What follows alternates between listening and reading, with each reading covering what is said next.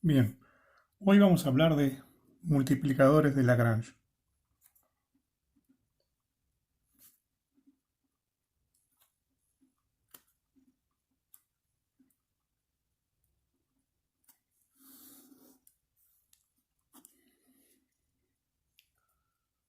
Bueno, el contexto sigue siendo el mismo de la clase pasada, es decir, queremos calcular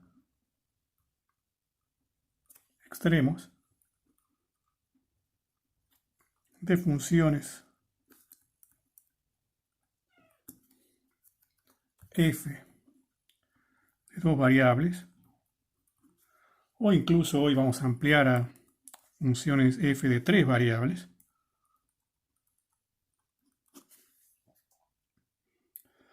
en dominios dados por ecuaciones.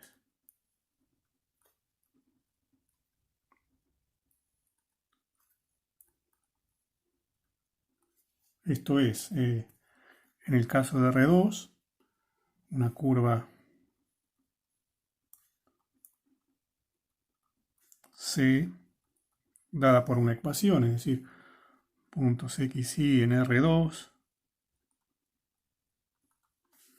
que cumplen una cierta ecuación,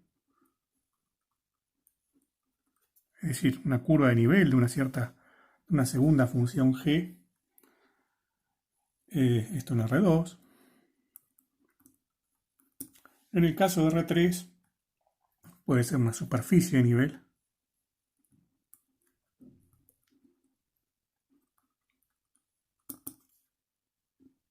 llamémosla, también, como decía, dada por una ecuación, x y z en R3, que cumplen, vamos a llamarla g también, una cierta ecuación g de x y z igual a k, o sea, también una superficie de nivel. Y también estudiaremos el caso de una curva en R3, o sea, cuando en vez de una superficie hay la intersección de dos superficies. Bueno, algo de esto vimos la clase pasada.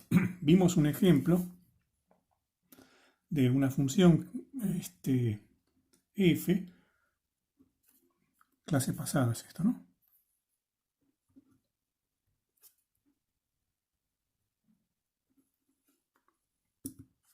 Una función f de dos variables, y estudiamos en algún momento sus extremos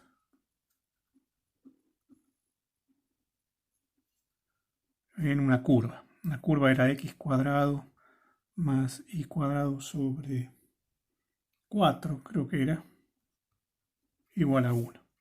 Es un ejemplo de esta situación. Y también vimos otro ejemplo de los extremos de una función de tres variables en una superficie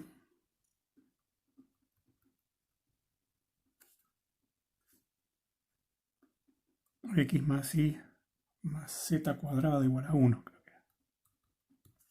Bueno, o sea que en realidad hablamos ya de esto. ¿Qué es lo nuevo de hoy? Bueno, la situación es la siguiente. En la clase pasada, el primer problema lo resolvimos parametrizando la curva.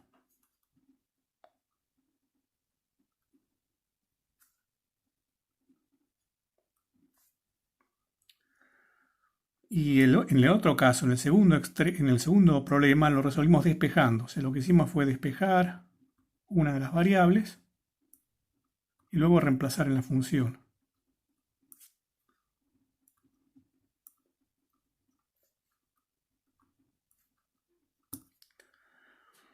Estos procedimientos son muy buenos, sobre todo simplifican los problemas, porque al parametrizar convertimos el problema en un problema en una variable, recuerdo, para el cual en el contexto de una variable hay más herramientas para calcular extremos.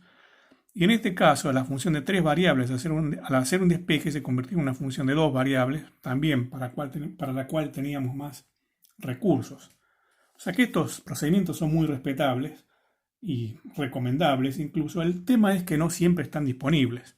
No siempre vamos a saber parametrizar la curva y sobre todo no siempre vamos a poder despejar una variable para reemplazar en la función, lo que va a volver es lo que limita estos procedimientos. O sea, son buenos, pero tienen limitaciones. Entonces, lo que vamos a ver hoy es un procedimiento de carácter general que nos permite atacar estos problemas, aun cuando no sepamos parametrizar o no podamos despejar.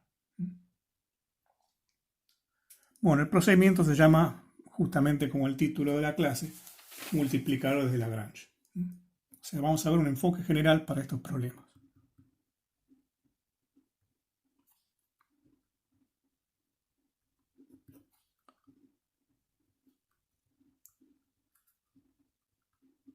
Incluso van a ver en la práctica que les propone algunos de los ejercicios que hicieron de esta manera, parametrizando o despejando, rehacerlos con este enfoque general. Bueno, ¿en qué está basado el enfoque general? Está basado en el siguiente teorema, que podemos llamar teorema de multiplicadores de Lagrange.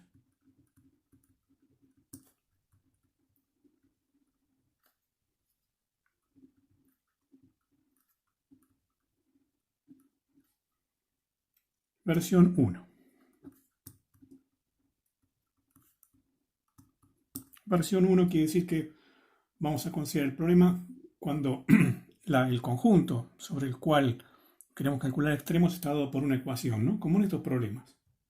Entonces, tenemos una función, o sea, supongamos que una función f, que puede ser f de dos variables o de tres,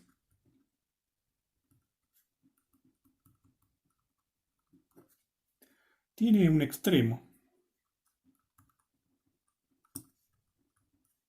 perdón, una función considerada en un dominio dado por una ecuación. La ecuación en el primer caso será una ecuación de dos variables. En el segundo caso será una ecuación de tres variables, según el contexto. Entonces, supongamos que una función considerada con un dominio dado por una ecuación, o sea, una función de R2 considerada con dominio en una curva de nivel, una función de R3 considerada con dominio en una superficie de nivel, tiene un extremo. Supongamos que esta función entonces tiene un extremo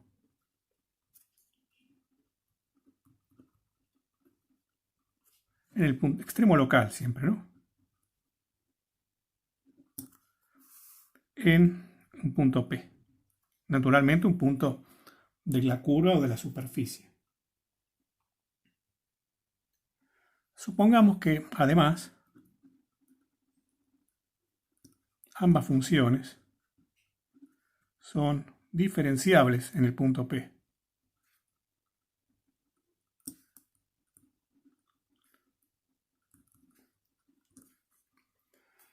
Y no solo eso, el gradiente de la función g. La función g es la que da lugar a la ecuación. El gradiente de la función g en ese punto no es el vector 0. O sea, no son todos ceros las derivadas parciales. Bueno, entonces, dice el teorema, si en un punto una función definida en un dominio dado por una ecuación tiene un extremo, entonces tiene que pasar lo siguiente. El gradiente de la función en el punto donde hay extremo tiene que ser un múltiplo del gradiente de la ecuación, digámosle.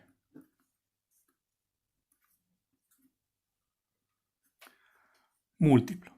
A este número lambda que está multiplicando y que iguala de esta manera los dos gradientes es el que se llama multiplicador de Lagrange y que le da el nombre al tema y al teorema.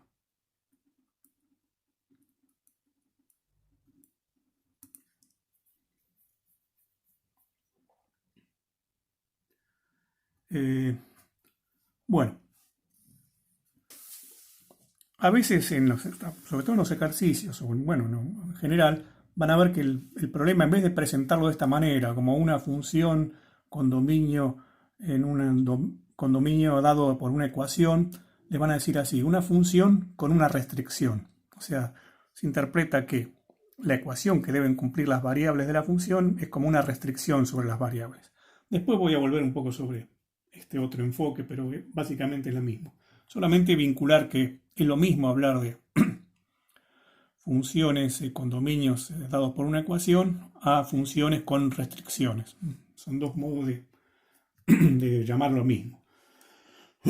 Veamos cómo funciona este teorema en un ejemplo.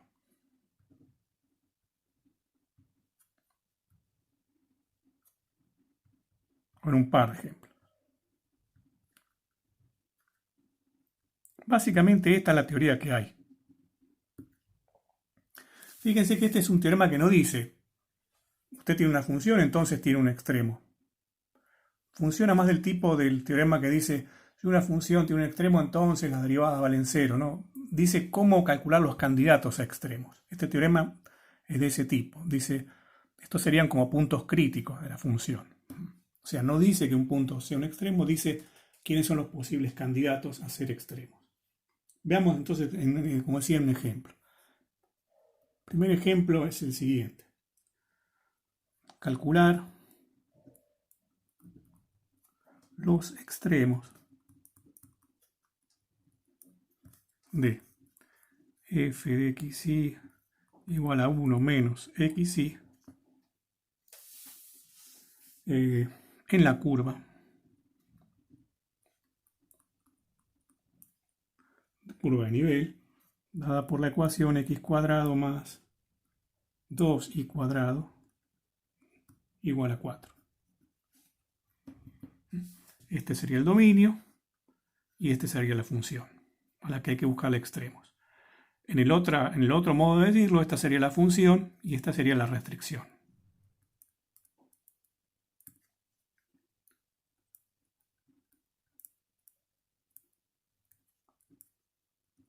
Barra dominio, como quieran presentarlo. Bueno,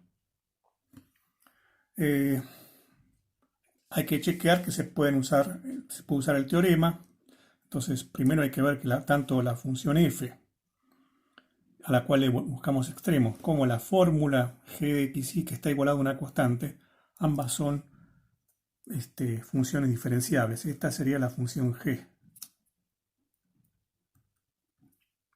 Entonces, lo primero es que f y g son diferenciables. Claro, ¿diferenciables dónde?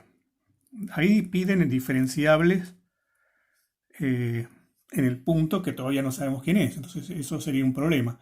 Sin embargo, estas funciones son diferenciables en R2. Así que cualquiera sea el punto que encontremos, no va a haber problema con la diferenciabilidad. La segunda cuestión que hay que ver es que en el punto que encontremos el gradiente de g, en este caso no sea el vector 0, 0. Bueno, si no sabemos quién es g, no vamos a poder todavía decir si esto pasa. Eso lo vamos a hacer luego, a posteriori. Entonces vamos a buscar puntos P y vamos a chequear que cumplan esta condición para ver que estamos usando bien el teorema. Bueno, y lo tercero que tiene que pasar es lo que pide el teorema. O sea que el gradiente. O sea, vamos a buscar el punto P, llamémoslo xy. ¿Dónde se cumpla esto? Gradiente de f en xy sea igual a lambda por el gradiente de g en xy. En este caso, el gradiente de f es menos y, menos x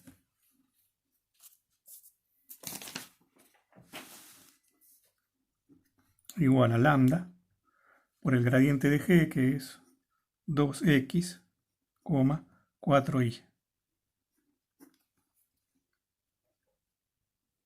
Bueno, fíjense que en realidad aparece una incógnita nueva. Tenemos que calcular x e y, y aparte este multiplicador que juega un rol auxiliar, pero que igual hay que poder despejarlo. Hay otra ecuación más que está jugando acá, que está en cierto modo escondida en el enunciado, y es que el punto P que buscamos debe ser un punto que cumpla la restricción o un punto que esté en el dominio que estamos considerando, ¿no? Nuestro dominio va a ser este conjunto, los puntos que cumplen esta ecuación. Así que habría que añadir, para que tener bien claro eso, que hay que agregar la ecuación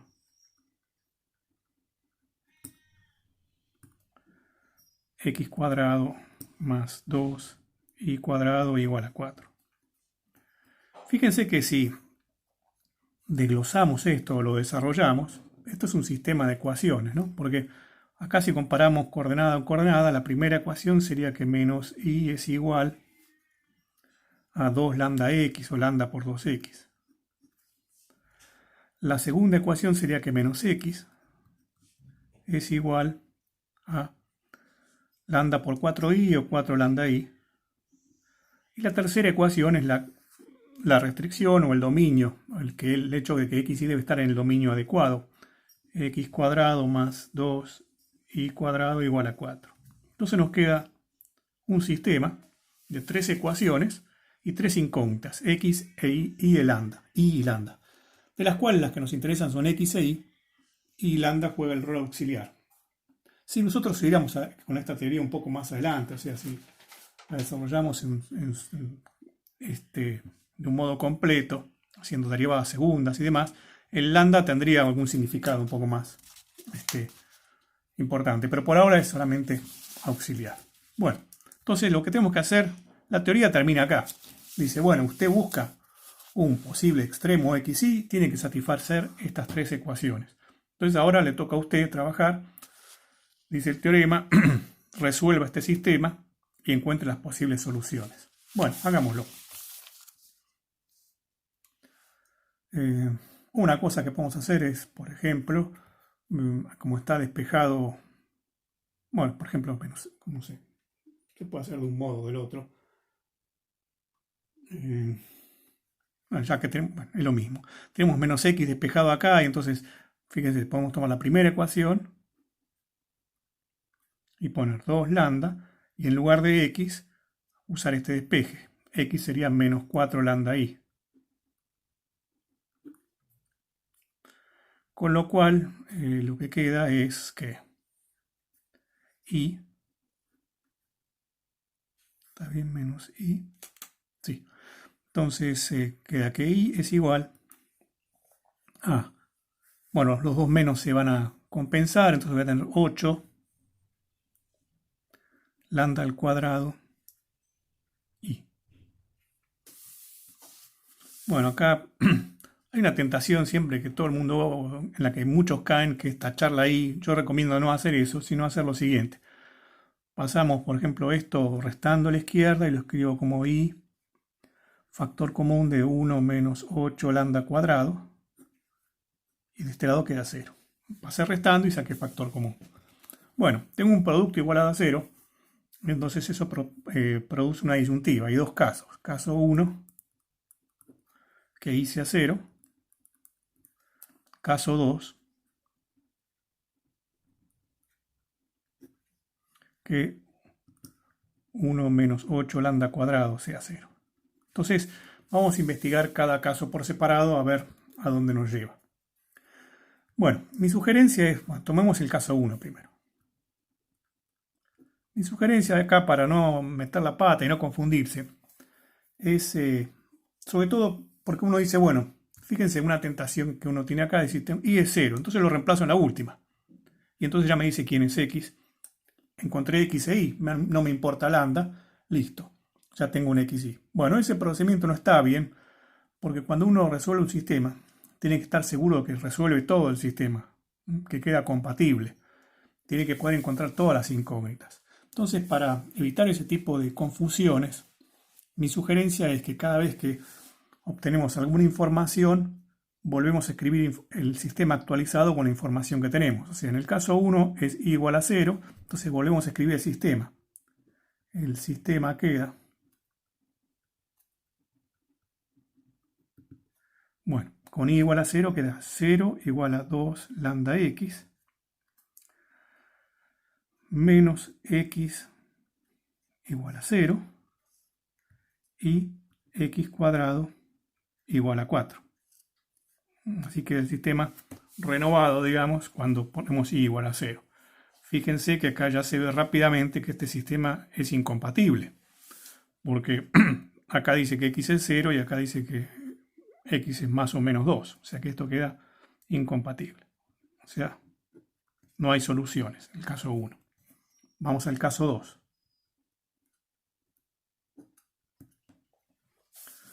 En el caso 2 lo que tenemos es que 1 menos 8 lambda al cuadrado es igual a 0, o lo que es lo mismo,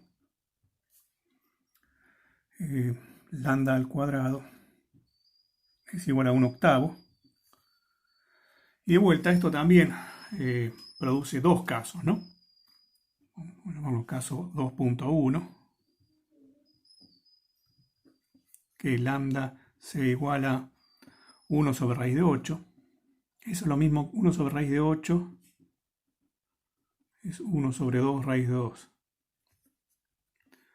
Y el caso 2.2, que lambda sea menos 1 sobre 2 raíz de 2. Entonces,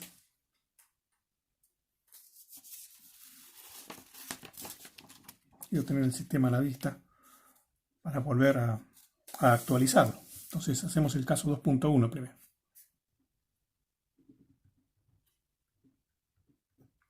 Lambda es igual a 1 sobre 2 raíz de 2. Entonces, ¿cómo queda el sistema?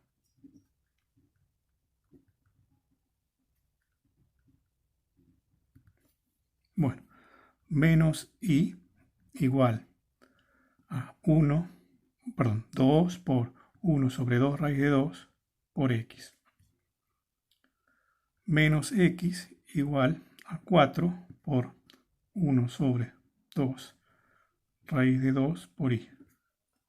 Y el otro que no se entera porque no tiene lambda.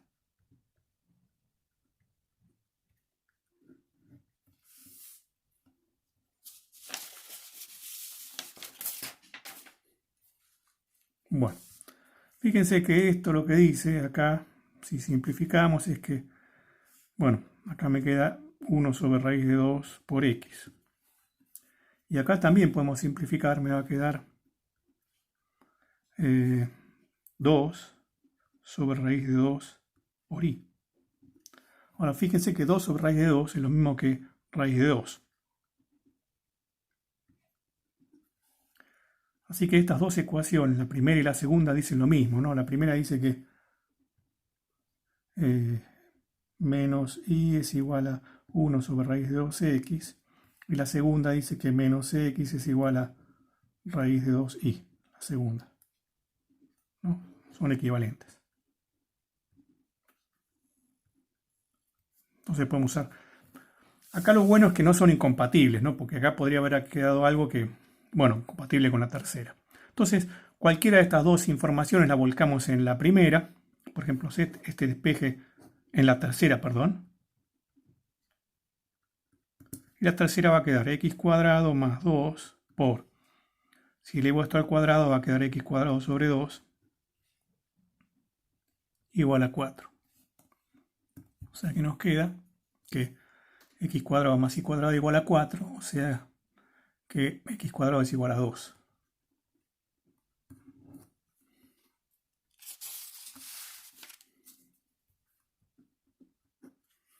Entonces, hay dos posibilidades. X igual a 2. Si x es igual a 2, ¿quién es la y que la acompaña? Dijimos que y es menos, bueno, paso el menos para allá, menos 1 sobre raíz de 2 por, perdón, si x cuadrado es 2, x es igual a raíz de 2, disculpen. Así que y es menos 1 sobre raíz de 2 por raíz de 2, o sea, menos 1. Entonces ahí tenemos nuestro primer punto, vamos a llamarlo p sub 1, que es raíz de 2 menos 1.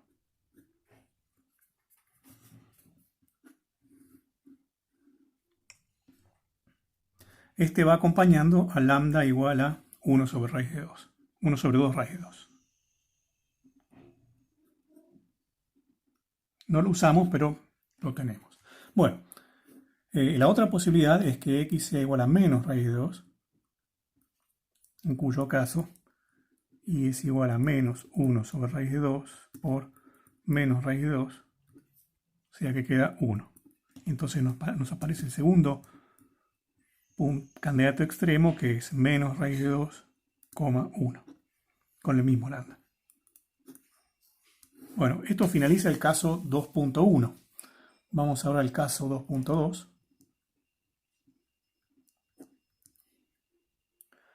En el caso 2.2, lambda es igual a menos 1 sobre 2 raíz de 2.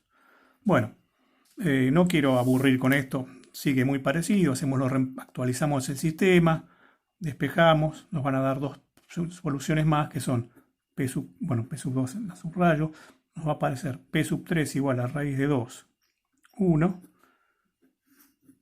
y P sub 4 igual a menos raíz de 2 menos 1.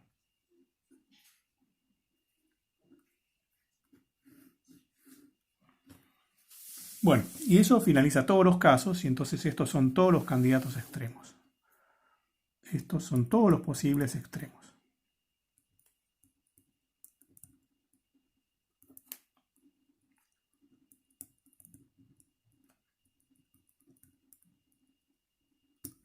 Bueno, ¿cómo hacemos ahora para discernir o decidir si son máximos o mínimos?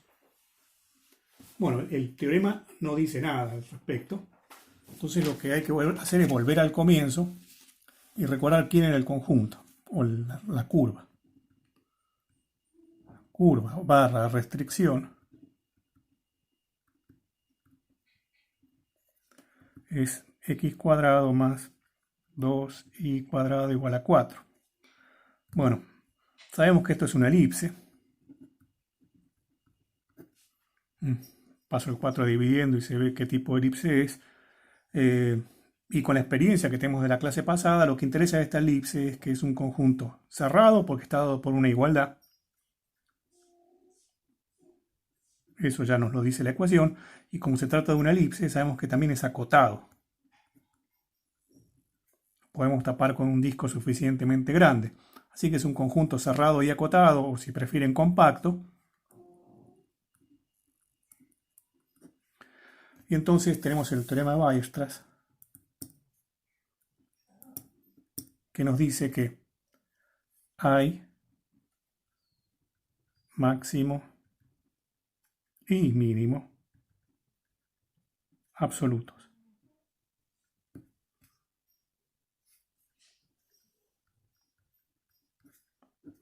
Por otro lado, tenemos el teorema de los multiplicadores de Lagrange, que nos dice que los posibles...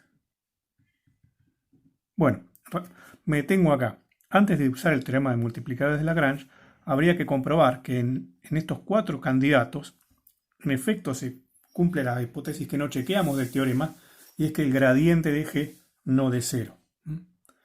Bueno, vean ustedes como ejercicio, es muy sencillo que el gradiente de G en estos puntos no da 0. Ejercicio muy simple, verificación que el gradiente de G en estos puntos, P sub I, digamos, igual 1, 2, 3, 4, en estos 4 puntos que encontramos, nunca es 0, 0. Bueno, habiendo chequeado eso como ejercicio, los posibles extremos, dice el teorema de Lagrange, son P sub 1, P sub 2, P sub 3, P sub 4. Entonces, si juntamos estos dos hechos, el teorema de Weierstrass, dominio compacto y función continua, con el teorema de Lagrange que dice cuáles son los posibles candidatos, lo que resta hacer es chequear cuánto vale la función en cada uno de esos puntos. Entonces nos fijamos cuánto vale f en P1. F era 1 menos xy, ¿no? F de xy es 1 menos xy. Entonces en P sub 1 va a dar 1 menos más raíz de 2. En P sub 2, F va a dar también 1 más raíz de 2. En p sub 3 va a dar 1 menos raíz de 2. Y en p sub 4 me va a dar también 1 menos raíz de 2. Bueno, ¿qué significa esto? Que va a dar máximo en este punto, va a dar máximo siempre absoluto en este punto, mínimo en este y mínimo en este. Entonces, tenemos dos máximos y dos mínimos absolutos. Bueno, veamos otro ejemplo de cómo funcionan tres variables, solamente para fijar esta idea nada más. Otro ejemplo.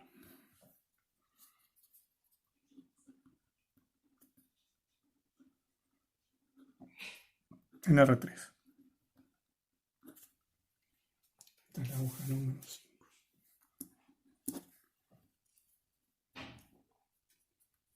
Consideremos ahora la siguiente función.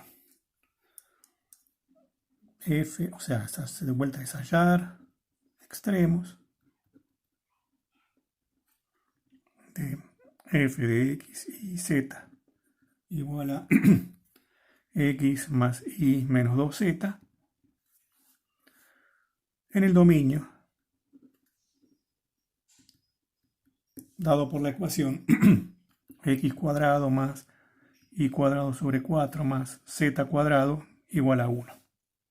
Esta sería la restricción. La función g de x y z igualada a 1 es lo que también se denomina la restricción.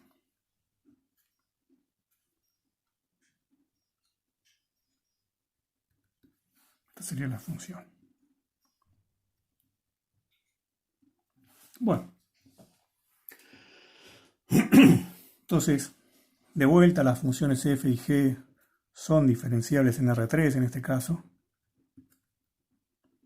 Así que cuando la primera hipótesis va a cumplir en cualquiera sea el punto, la hipótesis de que el gradiente no sea cero va a haber que chequearla. Sin embargo, acá se puede ya adelantar algo. Fíjense quién es el gradiente de g. El gradiente de g es 2x y sobre 2, 2z.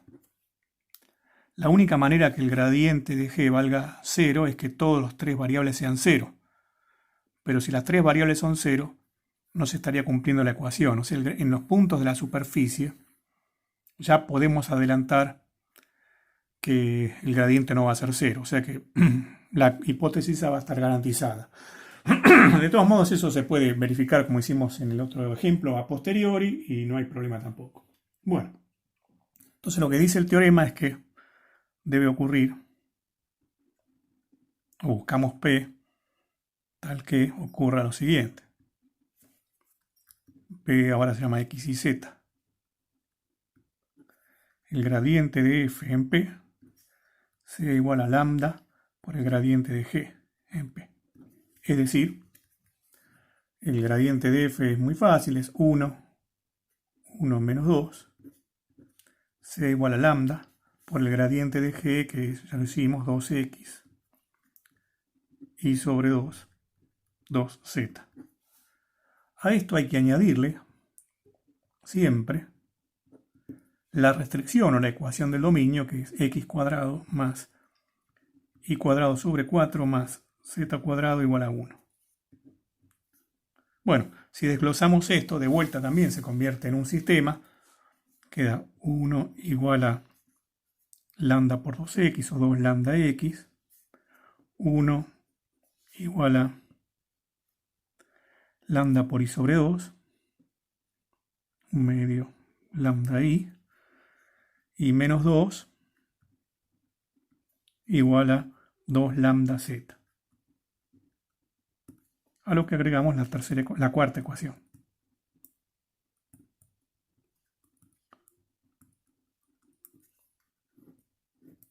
Bueno, ahora es un sistema con 4 ecuaciones y 4 incógnitas. Es lo que es. Fíjense que una táctica que suele funcionar es cuando se puede despejar x y z en función de lambda. Fíjense que esto ya dice que lambda no puede ser 0, ¿no? lambda igual a 0 no produce ninguna solución porque quedaría 1 igual a 0. Como lambda no es 0, podemos hacer los siguientes despejes. X igual a 1 sobre 2 lambda. Y igual a 2 sobre lambda. Y z igual a menos 1 sobre lambda. Bueno, estos tres despejes los metemos en la cuarta ecuación.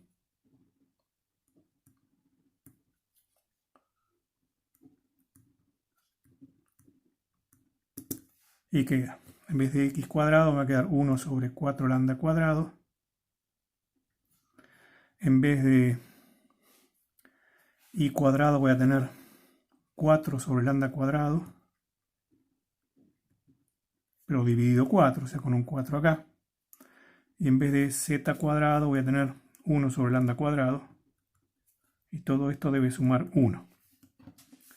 Bueno, si sumamos estas fracciones, lo que voy a tener es 4 lambda cuadrado abajo, y abajo voy a tener 1 más 4 más 4, 9, igual a 1. O sea que me queda que lambda cuadrado es igual a 9 cuartos. Bueno, eso tiene dos soluciones.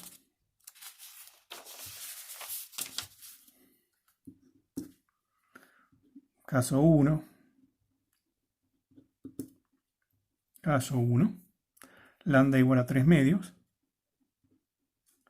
Con lambda igual a 3 medios ya sabemos que x, que es 1 sobre 2 lambda, va a ser x igual 1 medio por 1 sobre lambda, o sea, por 2 tercios, o sea, 1 tercio. Y va a ser 2 por 1 sobre lambda, o sea, 2 por 2 tercios, igual a 4 tercios. Y z es menos 1 sobre lambda, o sea, menos 2 tercios. Entonces nos aparece el punto con este valor de lambda, el punto P sub 1 igual a 1 tercio, 4 tercios, menos 2 tercios. Caso 2, lambda igual a menos 3 medios.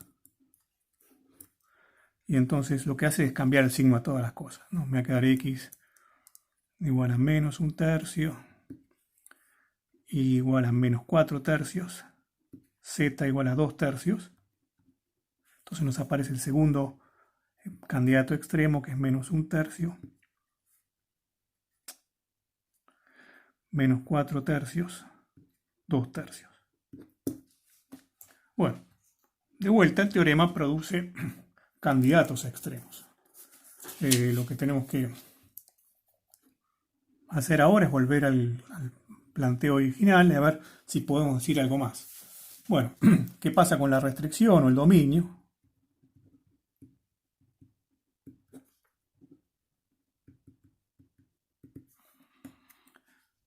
X cuadrado más y cuadrado sobre 4 más z cuadrado igual a 1. Bueno, acá es donde sirve el procedimiento de dibujar o hacer trazas o cortar con planos para saber qué clase de cosa es.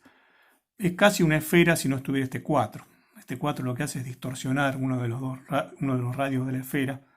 Entonces lo que es esto es un huevo. La cáscara de un huevo.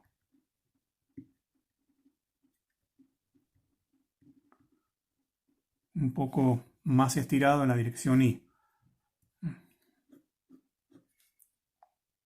Se ve. Bueno, un huevo. El nombre técnico no es huevo, ¿no? Es cáscara de huevo, es un... Bueno, no me sale el nombre, ya me va a salir. Lo que importa es que es un conjunto cerrado porque está dado por una ecuación, y como lo podemos tapar por una bola suficientemente grande, también es acotado. O sea que de vuelta es un cerrado y acotado, o sea, compacto. Entonces, igual que antes, por el teorema de Weierstrass, hay extremos absolutos. Hay máximo y mínimo absolutos. Bueno, y tenemos dos candidatos por el teorema de Lagrange, así que uno va a ser el máximo y otro va a ser el mínimo. Lo único que tenemos que hacer es calcular cuánto vale f en P1. La función está acá. Es x más y menos 2z. X más y menos 2z. 5 tercios más 2 tercios. Más, perdón, 9 tercios me queda, 3. Y f en P sub 2 me da menos 3. Conclusión, este es el máximo absoluto y este es el mínimo absoluto.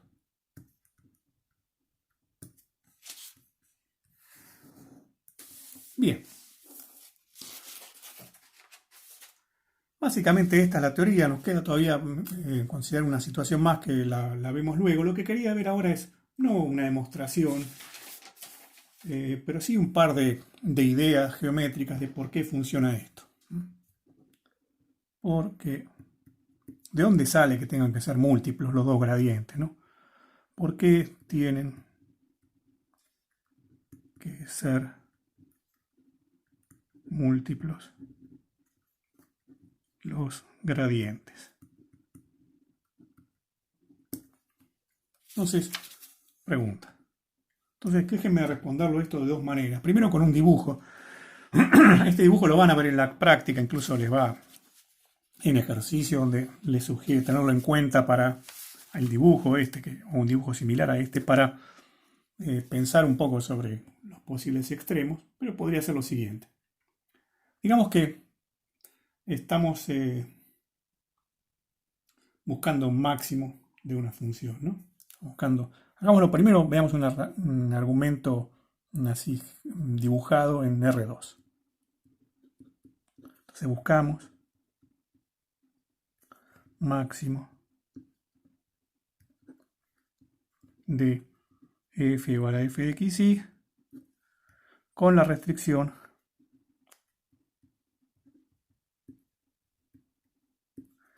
g de xy igual a una cierta constante k. Bueno, cuando buscamos, eso ya lo hemos visto al comienzo del problema, perdón, al comienzo de nuestro programa de buscar máximos, ¿no? Si buscamos máximos de una función, por ejemplo, podríamos interpretar que la función mide la altura. La función siempre mide la altura en la gráfica, ¿no? Pero acá que mide la altura del terreno.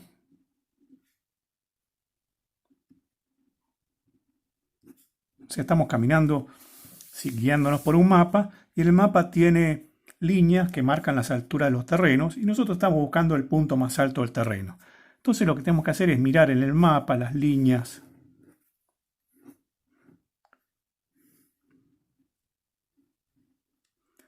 justamente curvas de nivel que dicen los niveles del terreno, que yo, por ejemplo, acá está a nivel del mar, pero acá ya está F, ¿no? La altura. Pero acá ya está a 100 metros, y acá está a 200 metros, y acá está a 300 metros, y acá está a 400 metros. Bueno, si vemos en el terreno, nosotros queremos, el mapa mejor dicho, y queremos ver el punto más alto, llegar a la cima de la montaña, claramente tenemos que ir hasta en esta dirección, hacia aquí, porque es donde el terreno va subiendo, hacia donde las curvas de nivel son más altas. Pero eso sería un problema sin restricciones. Sería, si no estuviera esta restricción, sería lo que se suele llamar también extremos libres. Tal vez lo han visto en algún texto. Que extremos libres es cuando uno puede deambular libremente y buscar por donde quiera el máximo, el mínimo. Pero no es nuestra situación acá. Ahora nuestra situación es que estamos constreñidos, obligados a caminar por una curva, que también es una curva de nivel, pero de otra función. Digamos que es una curva de nivel que da así.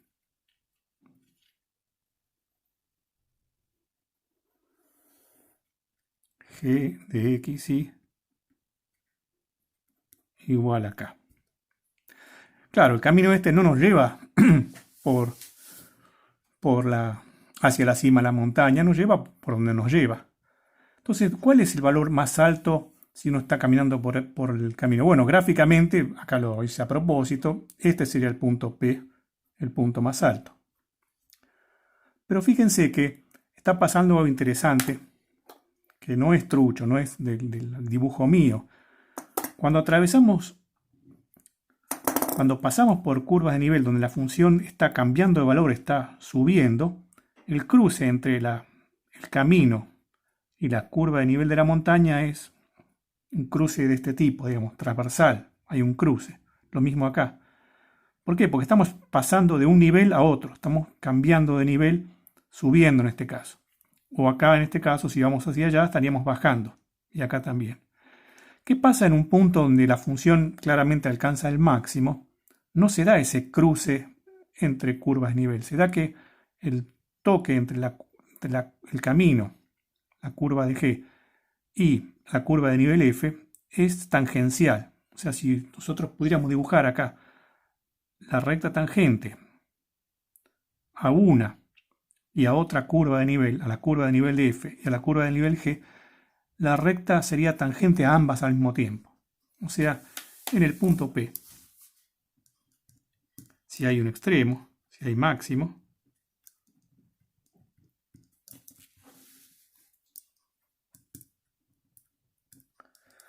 la tangente aquí en la curva de nivel F de X, Y, igual en este caso a 200. Y el tangente a la curva G de X, Y igual acá, coinciden.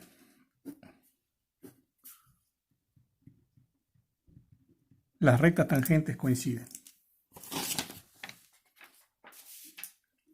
Pero nosotros sabemos que la recta tangente a una curva de nivel se calcula por vía del vector normal, ¿no? Sabemos que para calcular la recta tangente a una curva de nivel de este tipo, el vector normal es justamente, como estamos haciéndolo en P, es el gradiente de f en P. Y del mismo modo, el vector normal a esta curva de nivel es el gradiente de G en P. De modo que, ¿qué pasa? Si los tangentes son iguales, los normales tienen que apuntar igual en R2. Normal de una y el normal de otra tienen que apuntar igual. Pero que dos vectores apunten igual quiere decir que son múltiplos.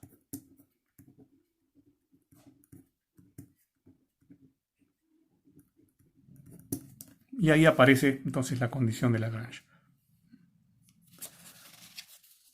Déjenme dar otra razón que por ahí se ve mejor que sobre todo funciona en superficie, porque si quisiera hacer este dibujo con superficie sería más complicado.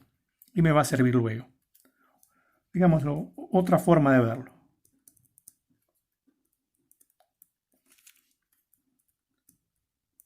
Me refiero a por qué gradiente de f en P es lambda del gradiente G en P en un extremo.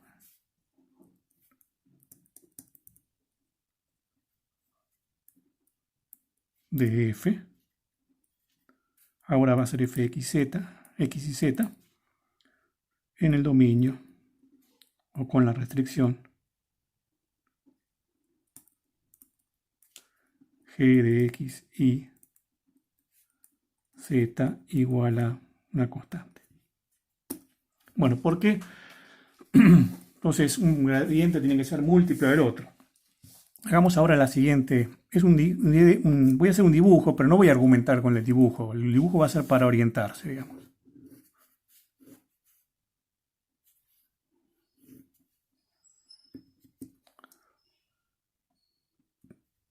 Bueno, tenemos una superficie que sería la superficie G de X y Z igual a K. De acá sale una función f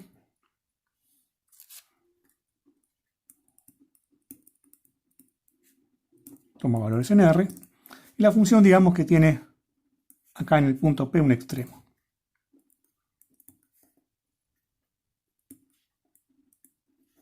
Digamos que hay máximo también. Lo mismo el argumento sirve para mínimo. Incluso máximo local. Entonces, ¿qué va a pasar? Va a pasar lo siguiente. Si nosotros tomamos una curva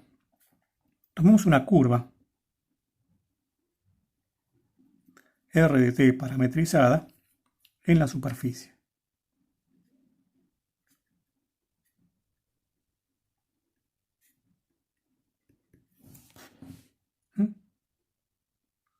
Está dibujada en la superficie. Digamos que la curva pasa por el punto P acá en el instante t sub 0. Bueno, entonces, ¿qué va a pasar? Si nosotros hacemos la composición f compuesta con r de t,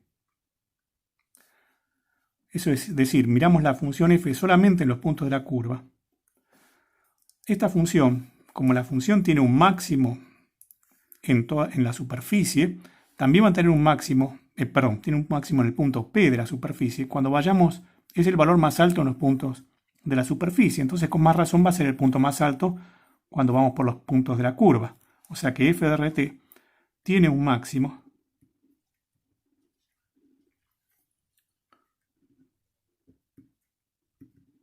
cuando pasamos por el punto P. Es decir, cuando t es igual a t sub 0, que es cuando pasamos por el punto P.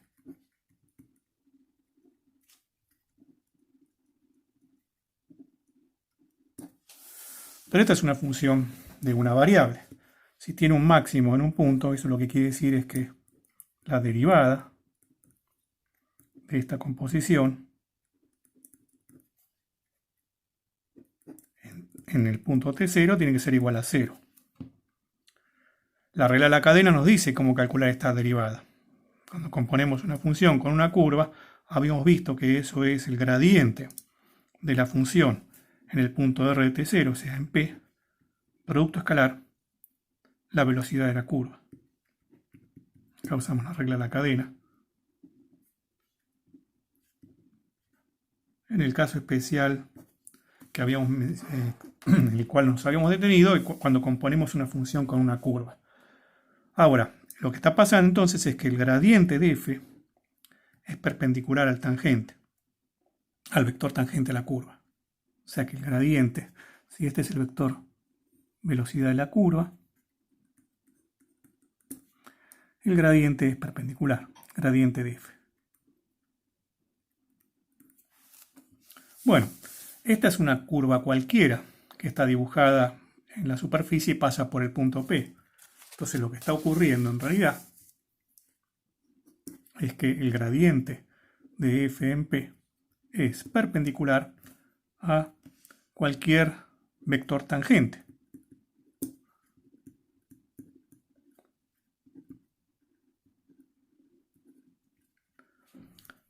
A la superficie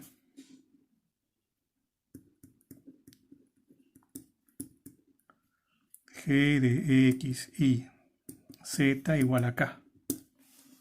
Bueno, o sea que esto dice que el vector gradiente de f en P, es normal, es un vector normal.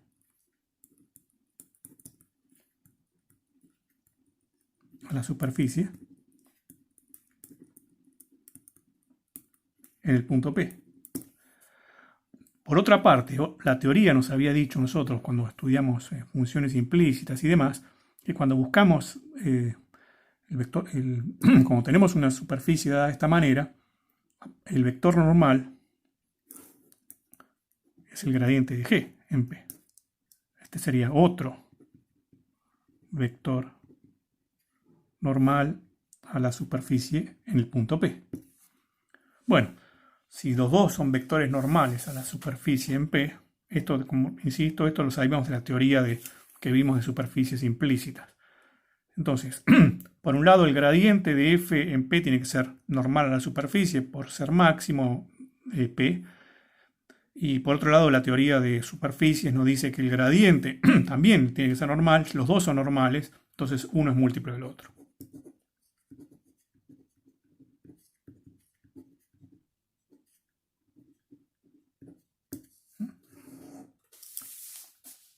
Esta es una explicación un poco más analítica. Bueno, veamos un ejemplo más, que sería más que ejemplo, lo que tendría que es dar el contexto primero. Veamos qué pasa si hay más de una restricción.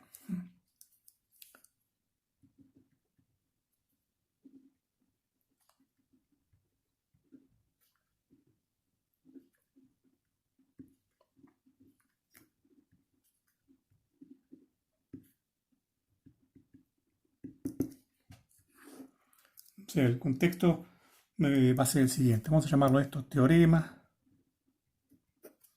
multiplicadores de Lagrange.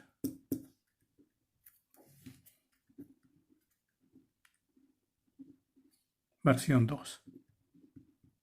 Hay una versión general que no vamos a examinar acá, la pueden leer por su cuenta, pero las que vamos a ver acá son a lo sumo esta. Y ahora lo que tenemos es, entonces supongamos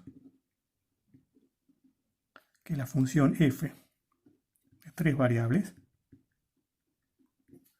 tiene un extremo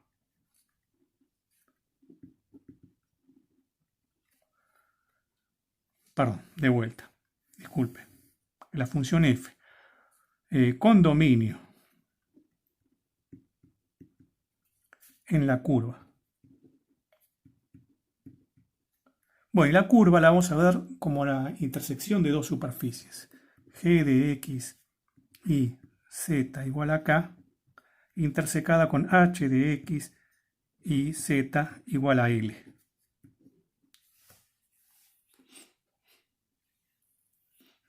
La curva esta.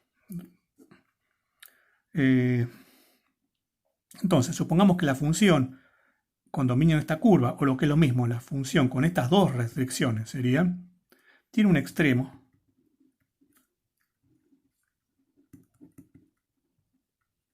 en el punto P. Supongamos además que f, g, h son diferenciables en el punto P. Y antes pedíamos que el gradiente de g en P y el gradiente de h en P no sean cero. O mejor dicho, había una sola restricción. Pedíamos que el gradiente de g en P no fuera cero. Vamos a pedir ahora un poco más. Vamos a pedir que estos dos gradientes no solo no sean cero, sino que no sean uno múltiplo del otro. No son uno múltiplo del otro. Es decir, no están alineados. O sea, no apuntan igual. No, tampoco, no, digámoslo así.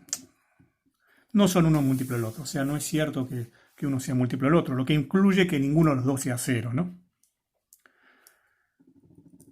Bueno, forman entre ellos un ángulo de 0, que no es 0 ni tampoco de 180. Bueno, entonces, con estas hipótesis, si en el punto P hay un extremo de la función f con estas dos restricciones, o en esta curva, todas las funciones son diferenciables, y los gradientes de las dos restricciones no son uno múltiplo del otro, entonces está ocurriendo lo siguiente. Entonces,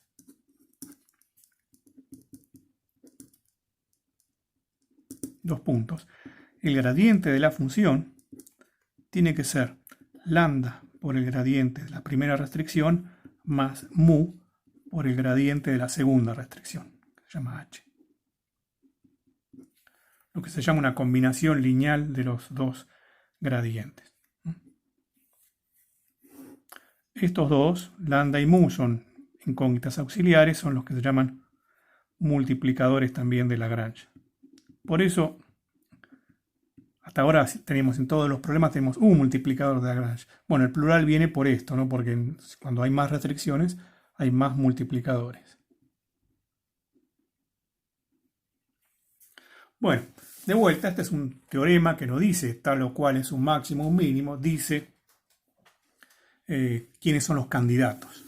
Entonces, hay que agregarle alguna información extra para que obtener máximos y mínimos. Veamos un ejemplo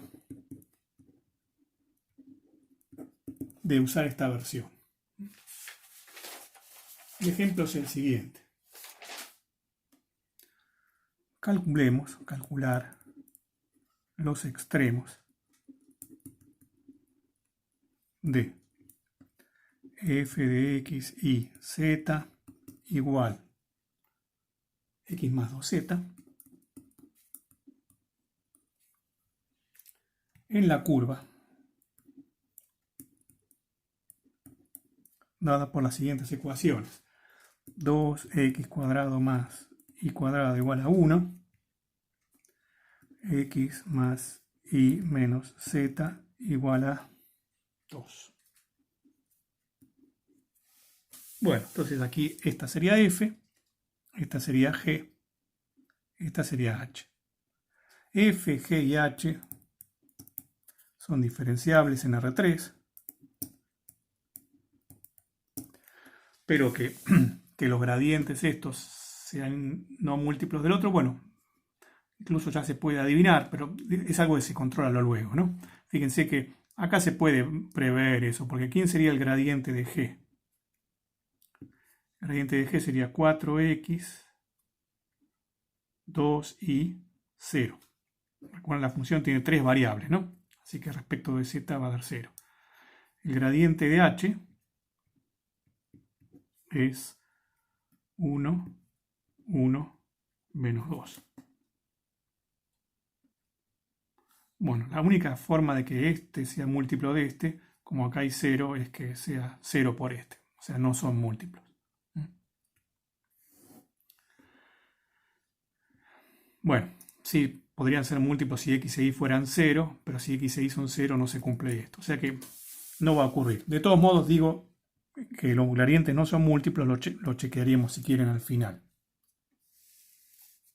Bueno, entonces, ¿qué tiene que pasar? Tiene que pasar que el gradiente de f sea igual a lambda por el gradiente de g más mu por el gradiente de h. O sea, en este caso, el gradiente de f es 1, 0, 2. Tiene que ser igual a lambda por el gradiente de g, que es 4x, 2y, 0, más mu por el gradiente de h, que es 1, 1, menos 2. Y además, el punto x y z que estamos buscando tiene que estar en la curva, o sea que tiene que cumplir las dos ecuaciones de la curva. 2x cuadrado más y cuadrado igual a 1, x más y menos z igual a 2. Si desarrollamos esto, queda un sistema con 5 ecuaciones y 5 incógnitas. ¿Por qué 5 ecuaciones? Bueno, la primera ecuación sería comparar las primeras coordenadas acá, entonces la primera ecuación sería 1 igual a 4 lambda x más mu. La segunda ecuación sería 0 igual a 2 lambda y más mu. Y la tercera ecuación sería 2 igual a 0, lambda no aparece, menos 2 mu. La cuarta ecuación es la primera de la curva. Bueno, 5 ecuaciones y 5 incógnitas. Eso es una mala noticia porque son demasiadas cuentas para hacer. Por un lado, es una buena noticia porque quiere decir que no se puede complicar mucho ni la función ni las condiciones porque si no se vuelve impracticable. Como se ve, este sistema es bastante simple. Se puede empezar por acá y me queda que mu es igual a menos 1. Entonces, actualizo el sistema con esta información. Me va a quedar 4 lambda x igual a 2. 2 lambda y igual a 1. Esta no la vuelvo a poner porque dice lo mismo, mu igual a menos 1. O sea, la incógnita mu ya no está. Después tengo 2x cuadrado más y cuadrado igual a 1 y x más y menos z igual a 2. Bueno, por ejemplo, acá de vuelta, como en el ejercicio anterior, se ve que lambda no es 0, porque si lambda fuera 0 no podría pasar esto. Y entonces acá nos sale que x es 1 sobre 2 lambda.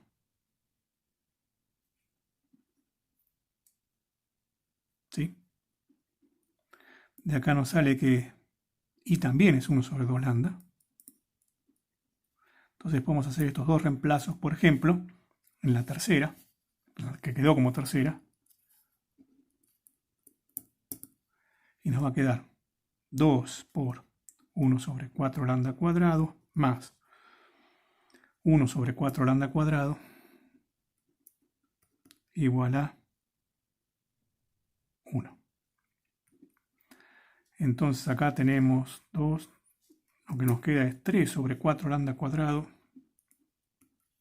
igual a 1. O sea que lambda cuadrado es igual a 4 tercios. Y entonces tenemos dos posibilidades. Caso 1, lambda igual a 2 sobre raíz de 3. Caso 2, lambda igual a menos 2 sobre raíz de 3. Bueno, si reemplazan los valores de lambda en x e y, vamos a tener acá x igual a 1/2 por 1 sobre lambda, o sea, por raíz de 3 sobre 2, o sea, raíz de 3 sobre 4, y igual lo mismo. ¿Y quién es z? Bueno, ahí z usamos la última ecuación. Z es igual a x más y menos 2, o sea, en este caso es raíz de 3 sobre 4 más raíz de 3 sobre 4 menos 2, o sea, raíz de 3 sobre 2 menos 2.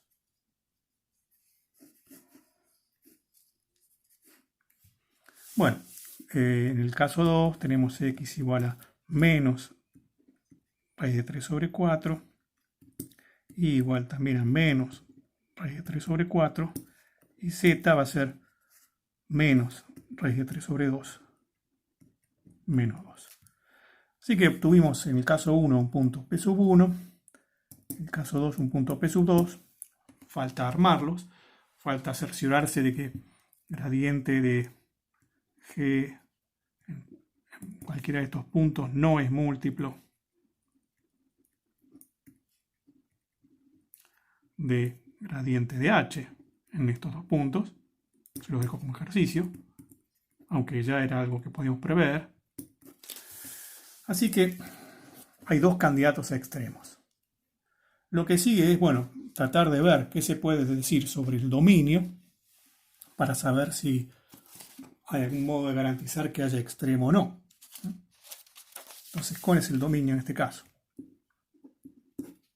Bueno, recuerdo, era la intersección, el dominio, la curva dominio, es la intersección de 2x cuadrado más y cuadrado igual a 1 con la ecuación x más y menos z igual a 2. Bueno, esto lo sabemos dibujar o lo hacemos con trazas. Esto es un cilindro que tiene secciones elípticas. Es un caño medio ovalado, vertical.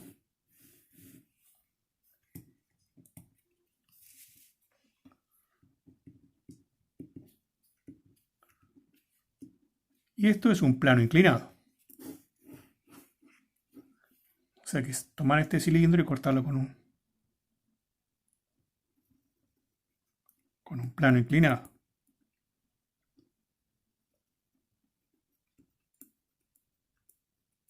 Esta es la curva.